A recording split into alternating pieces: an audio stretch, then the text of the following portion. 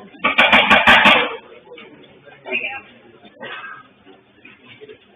Warren, a resident of the town of Baldwin in the county of Cumberland and in the state of Maine.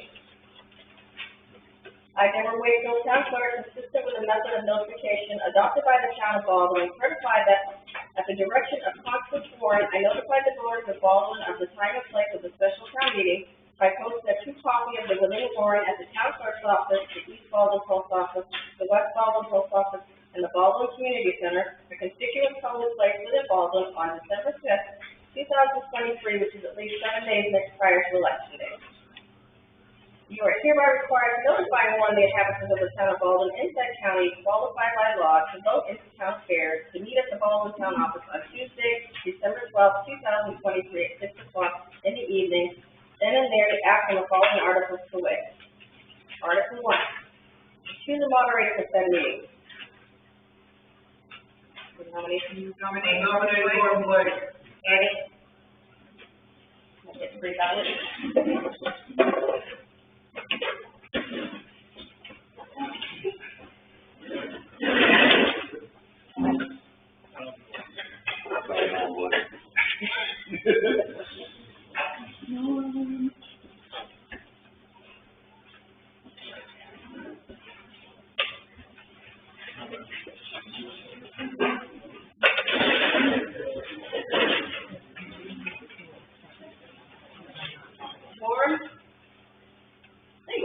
Right commander, recount.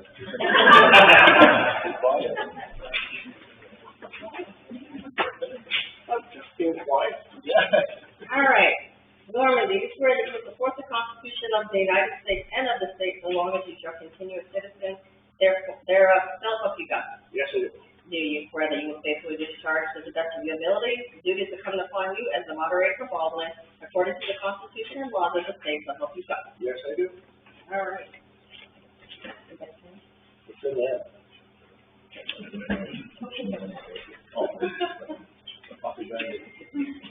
Yeah, I know. A little brandy would be all right.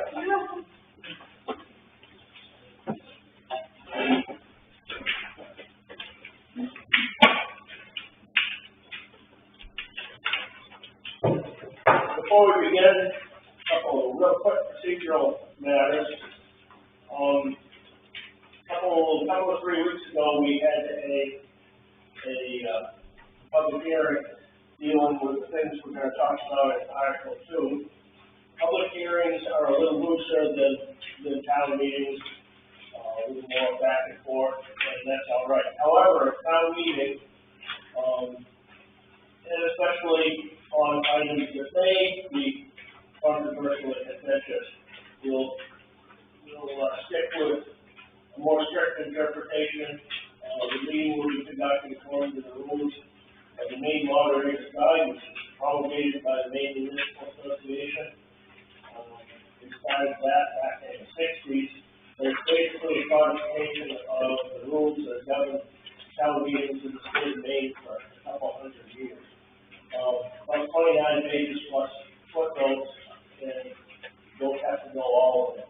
Basically, the thing to know is that before you can speak, you must be recognized by the moderator, and it is my intention that nobody gets left out, so don't worry. But just put your hands in the air. If you feel the need to respond to somebody, we'll do that in a more organized fashion, just so things don't get too wild and woolly. The only people who have the privilege, the great and honorable privilege of speaking and voting at Baldwin Town Meeting are registered voters of the town of Baldwin. Debbie knows who she is. If you're not a registered voter of the town of Baldwin and you get to speak, and you can get someone who is a registered voter of the town of Baldwin to move that you be allowed to speak, and you get a second on that. It requires a 2/3 vote and 2 meetings. So anyway, what else? Oh yes. The discussion should remain directly to the article. In the case of Article 2, We're not here to discuss whether medical marijuana is a gift from the saints in heaven or an act of the devil himself. The better or worse, that's been decided up in Augusta, and depending on which side of the fence you stand on.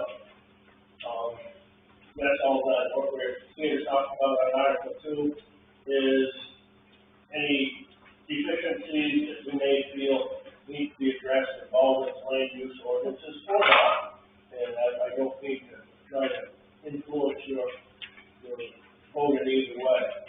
So anyway, with all that out of the way, let's move on to Article 2. To see if the town will vote to approve the moratorium ordinance regarding medical cannabis registered dispensaries and medical cannabis production facilities.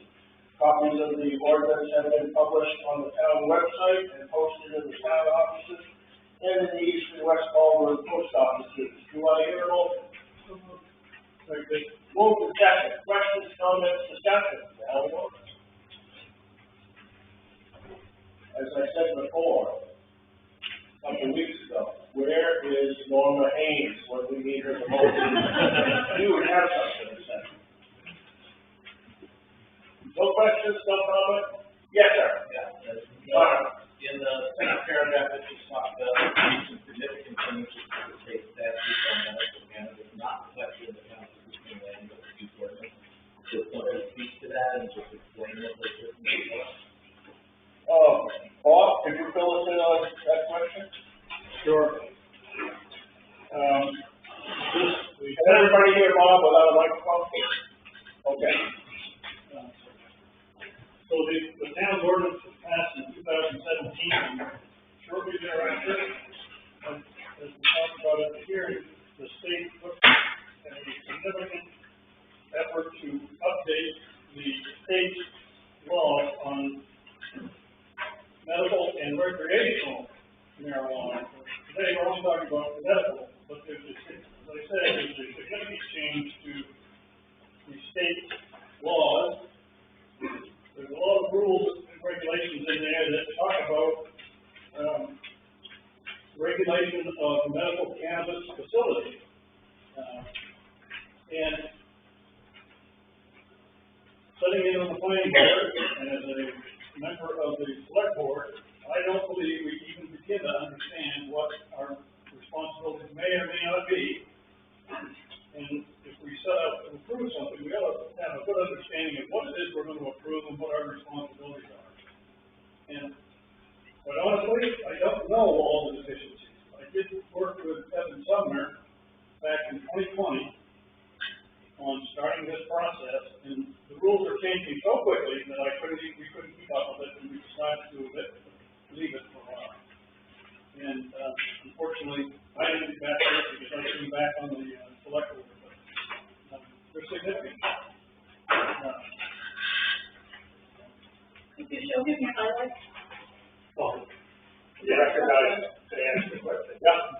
So, this is what I did for the public hearing. I went through and everywhere in the law that was the public law amended 2021 or 2018, I put a highlight. Almost every paragraph is a change.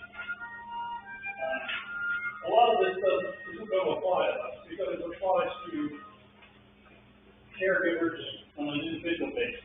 Which a lot of person could do in their own home. That's not going to be impacted in what we're talking about. We've got some of the things. Thank you. Garrett, Are there any existing grows in town right now? Any grow facilities in town right now? I don't think we know, and I don't think we can know. Because under the old law, we weren't allowed to know who was growing. And I think we tried, the planning board, I think Joe and maybe the code enforcement officer, to try to find out if there were existing medical cannabis grow facilities in town, and they wouldn't know. Well, my question is, going to the food pantry weekly and whatever, Bob Jewett's old building where he houses the truck trailer. Now, you know where that building is? The house is tractor trailer. I happen to go by that every week. Yeah. Just so you know, where I go by that building. Yeah. And it appears to be open. It wasn't open, the building is open. It used to be open when Bob parked his trucks there, but for a while it wasn't open. So I just asked the question. Yeah, I don't know what's going on. I can address that. A number of years ago, when I was chairman of the planning board, people came in and wanted a grow facility. And this was before there was any law or guidelines that we could discern. That was approved as a marijuana growing facility. And my understanding is they have a room inside the building so they can control the CO2 levels and all that. But at the time, it had to be either approved or rejected under the agriculture portion of our land use order. Agriculture is permitted, straight agriculture is permitted in all zones except for resource protection. We could not find any difference between growing marijuana and growing marigolds. So, with some reluctance, we approved it, and there it is. Yes. I just want to say is that the marijuana business has not been easy to understand and not easy to understand the laws because just prior to this gentleman coming in and talking to the planning board, there was a request for a moratorium on growing marijuana or marijuana growth facilities in the town of Baldwin. And the selectmen, they had a petition signed and everything, but the selectmen turned it down because by state law, we were not supposed to know where those facilities were. And so the whole public meeting talked about, growing marijuana at location. But the violation of the law, that person's right to, safety. How are your nostrils? Do you breathe pretty well? You take a ride by, How many times a day do you go by there? yeah. Wave that, Fred. I just want to make sure I'm clear. So right now, Baldwin allows it, but this is to put a hold on that, to make, update policies. I just want to make sure I'm clear what exactly. The purpose of the moratorium is to allow the town to hold on what's being issued for permits and to decide whether we need to change our ordinances. And at the end of that period, before the period expires, we should either have a new draft ordinance that is gone to a public hearing, ready to be voted on, or we leave the thing as it is. Okay. Yeah, thank you. Bob, to clarify, under state law, does a medical marijuana grower also have to hold a town permit? We can't do it without it, can we? That's too broad a question, quite honestly, because there's medical marijuana growers who do it in their own home. They can do it for one or two people, and it's very complex, and that's why we need to look at this thing and make sure we're understand what's being approved, what's being proposed. Thanks, Bob. Other questions, comments? Hearing none, are we ready to vote? We'll do it the official way. Technically, I'm supposed to read every article again before the vote. And to be absolutely social and legal, we will. Article 2, Chief Town vote to approve the moratorium ordinance regarding medical cannabis, registered dispensaries, and medical cannabis production facilities. Copies of the ordinance have been published on the town website, posted in the town offices, and the East and West Baldwin post offices. All those in favor of Article 2 as read, please raise your hand. And all those opposed? So the hand missing, it appears that Article 2 passes unanimously. Let's move on to Article 3. Article 3, to see if the town will vote to appropriate $10,000 from the fund balance to hire Southern Maine, SMPDC. Southern Maine Planning and Development. Southern Maine Planning and Development Corporation, they changed it. To assist the planning board to review and revise Baldwin's land use ordinance in support of the moratorium ordinance and to produce updates to the land use ordinance and other related ordinances to comply with, LD 2003. Do we have a motion? Make a motion, accept as read. Second. Been moved and seconded. Questions, comments, discussion? How they vote? I think we know what, we just talked about the medical marijuana ordinance. Bob, could you just briefly tell us what LD 2003 is, for those who don't know? So this money is to help us not just with the medical marijuana ordinance review.